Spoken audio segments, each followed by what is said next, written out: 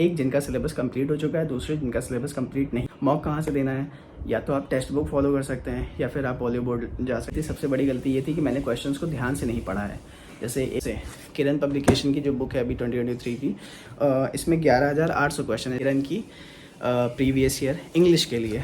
तो ये पिनाकल की बुक है मेरे पास, सबसे बेस्ट ऑप्शन है। तो हेलो दोस्तों, CGL के एग्ज़ाम को अभी सिर्फ 3 ही महीने बचे हुए हैं, है ना। जून, जुलाई, अगस्त और सितंबर में ही एग्ज़ाम हो जाएगा। जून का भी लगभग मतलब आज 4 तारीख हो ही गई है ना, तो ये भी बीतते हुए देर नहीं लगेगी। तो इस टाइम पे आप लोगों को क्या करना चाहिए या फिर मैं क्या कर रहा हूँ, है ना। अगर आप मतलब मैं क्या फॉलो कर रहा हूँ, क्या रूटीन अपना रहा हूँ इस समय, और आपको क्या हेल्प मिल सकती है, इसलिए ये वीडियो रहेगी। या फिर हो सकता है मुझे कोई हेल्प मिल जाए ना। तो इस वीडियो में हम लोग सिर्फ ये बात करेंगे कि इन 3 महीनों में हमें क्या करना चाहिए जिससे हम थोड़ा सा बेटर आउटकम निकाल सकें ना। अपना जो स्टडी है उससे थोड़ा सा इम्प्रूव कर सकें। टेस्ट में अगर मॉक में अच्छे नंबर नहीं आए तो उसको थोड़ा सा इम्प्रूव कैसे कर सकें ना। तो देखिए, 2 तरीके के लोग हैं। एक जिनका सिलेबस कंप्लीट हो चुका है, दूसरे जिनका सिलेबस कंप्लीट नहीं हुआ है।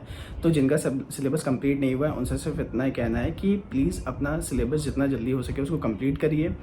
अगर आपको ज़्यादा से 4 घंटे भी किसी की क्लास करनी पड़ रही है, 5 घंटे भी करनी पड़ रही है, तो प्लीज़ करके उसको जितना जल्दी हो सके जून के मिड में ही, या उससे हो सके तो जून में ख़त्म कर दीजिए। किसी भी तरीके से ख़त्म करने की कोशिश करिए ना, ताकि आप जो रिवीजन का सेक्शन है उसको फॉलो कर सकें। तो अगर सिलेबस नहीं कंप्लीट है तो भी आपको मॉक देना है। आप डेली नहीं तो कम से कम 2 दिन में या 3 दिन में 1 मॉक ज़रूर दीजिए। मतलब 1 हफ्ते में 2 मॉक तो देना ही देना, कंपलसरी है ना। अगर आपका सिलेबस नहीं भी हुआ है तब भी दीजिए। मॉक कहाँ से देना है? या तो आप टेक्स्ट बुक फॉलो कर सकते हैं या फिर आप बॉलीवुड जा सकते हैं। ये दोनों इस समय सबसे ठीक चल रहे हैं। तो टेक्स्ट बुक में जाना है, प्रीवियस ईयर के जो मॉक है उसको सॉल्व करिए, या फिर जो बॉलीवुड है वहाँ पे प्रीवियस ईयर के मॉक है उसको सॉल्व करिए। प्रीवियस ईयर मैं इसलिए कह रहा हूँ क्योंकि आपका सिलेबस नहीं कंप्लीट है, तो आपको थोड़ा सा आइडिया लग जाएगा कि कैसे क्वेश्चंस आते हैं, क्योंकि वो तो प्रीवियस ईयर है, वो तो TCS ने सेट किया है, तो उससे थोड़ा आपको हेल्प मिल जाएगी। अब बात करते हैं जिनका सिलेबस पूरी तरीके से कंप्लीट है और वो अभी तैयारी कर रहे हैं, मतलब मॉक दे रहे हैं या फिर रिवीजन कर रहे हैं, जो कर रहे हैं। तो मैं आपको अपना बताता हूँ, आप उससे मैच करिएगा, जैसा सही लगे आपको वो करिएगा। तो अभी मैं क्या कर रहा हूँ, जैसे मेरा सिलेबस कंप्लीट है, मैं मॉक दे रहा हूँ और रिवीजन कर रहा हूँ। जो कुछ मुझे कहीं लग रहा है कि लूप होल्स क्रिएट हो चुके हैं उसको मैं फिल करने की कोशिश कर रहा हूँ। तो अभी मैं क्या करता हूँ, डेली 1 मॉक देता हूँ। जैसे मैंने टारगेट किया है कि मुझे 1 जून से लेके सितंबर के 10 सितंबर तक 200 मॉक देने हैं, किसी भी तरह करके 200 मॉक देने हैं, प्रॉपर एनालिसिस के साथ देने हैं। और जो मुझे तैयारी कर रहा हूँ वो तो अलग ही बात है, मतलब जो मैं रिवीजन कर रहा हूँ, है ना, बुक्स के थ्रू, वो अलग है। तो जैसे मैंने आज भी 1 मॉक दिया, है ना। आज मैंने CGL का मॉक दिया था, मेरे 138 अप्रॉक्स नंबर है, 138 140, और वो टफेस्ट शिफ्ट थी, वो काफ़ी टफ शिफ्ट थी। 18 जुलाई की शिफ्ट 2 है, उसमें लेंदी पेपर था, काफ़ी टफेस्ट नहीं कह सकते लेकिन एक टफ शिफ्ट थी। उसका कट ऑफ टेक्स्ट बुक के अकॉर्डिंग 138 के पास था। मेरे 138 140 ऐसे मार्क्स थे।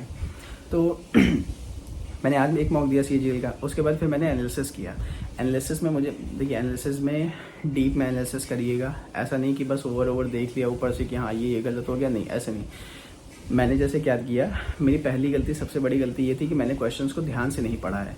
जैसे एक क्वेश्चन आज का नहीं है, पुराना है। एक क्वेश्चन की उसमें था कि 3 रिकरिंग स्टेटमेंट दी हुई थी कि अगर 15-15 है, 2 तुरंत मतलब 15-15 की क्रमिक छूट दी जाए 2 बार, और एक था कि 30 की ही डायरेक्ट दी जाए। तो इन दोनों, एक और स्टेटमेंट था। इन तीनों में सबसे ज़्यादा SP किसका होगा?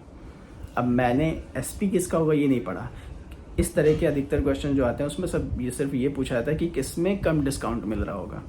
तो मैंने वही सोच के लगा दिया और मेरा गलत हो गया। तो सबसे पहला पॉइंट मेरे लिए निकल के आया था एनालिसिस के बाद कि मुझे क्वेश्चंस ध्यान से पढ़ना है।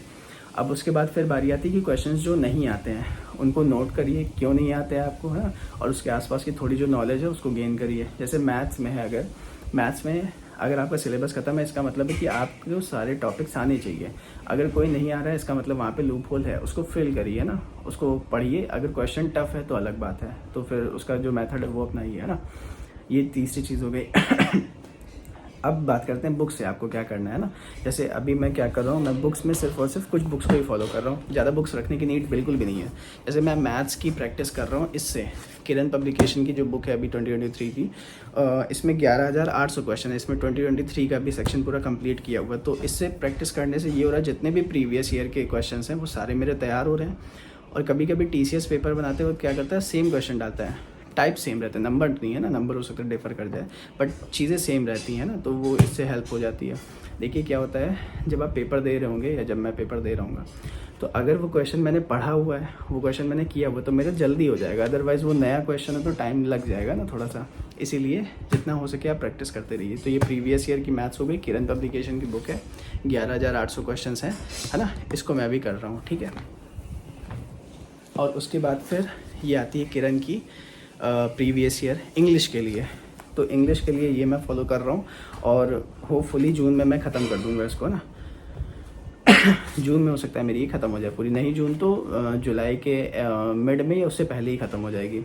ये क्यों कर रहे हैं, क्योंकि प्रीवियस ईयर लगाने से हमें डायरेक्ट वो रूल्स याद हो जाते हैं, वो रूल्स मिल जाते हैं जो TCS अधिकतर पूछता है ना। देखिए क्या होता है, बहुत सारे रूल्स हैं। अभी मैंने जो क्लासेस इंग्लिश की देखी थी उसमें बहुत सारे रूल्स थे। तो सबसे बेस्ट ऑप्शन है आप प्रीवियस ईयर को पकड़ो, जो क्वेश्चन TCS पूछ रहा है उस सारे रूल्स को तैयार कर लो। तो ये सबसे बेस्ट ऑप्शन मुझे मिला, इसमें आपको सारी चीज़ें मिल जाएंगी ना। तो ये इंग्लिश के लिए हो गया।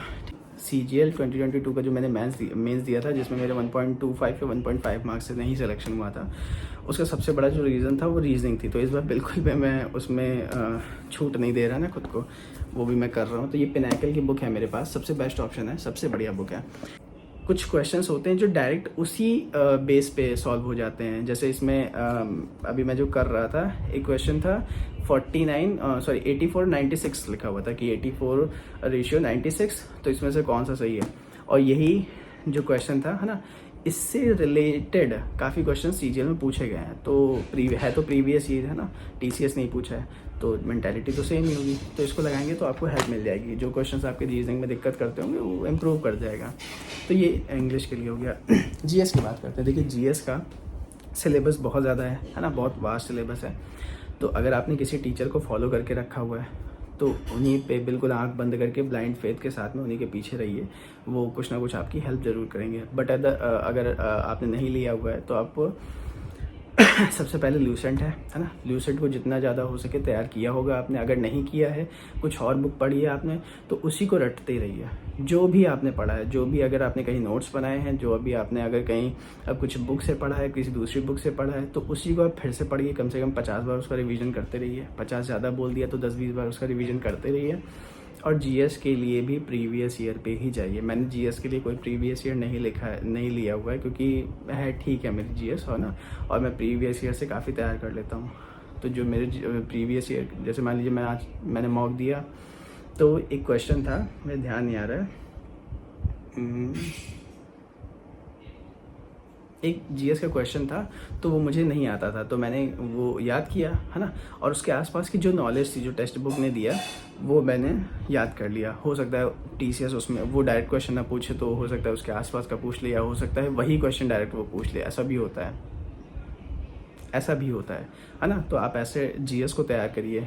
वो कैब मैंने नीतू मैम की बुक लिया हुआ है, मैंने इसकी वीडियो भी डाली है। तो अगर आपने कोई दूसरी बुक ली है तो उसको फॉलो करिए। मतलब आप नए सोर्स पे बिल्कुल मत जाइएगा कि नया सोर्स कुछ परचेज कर लें या फिर कोई दूसरी बुक ले लें, बिल्कुल भी नहीं करिएगा।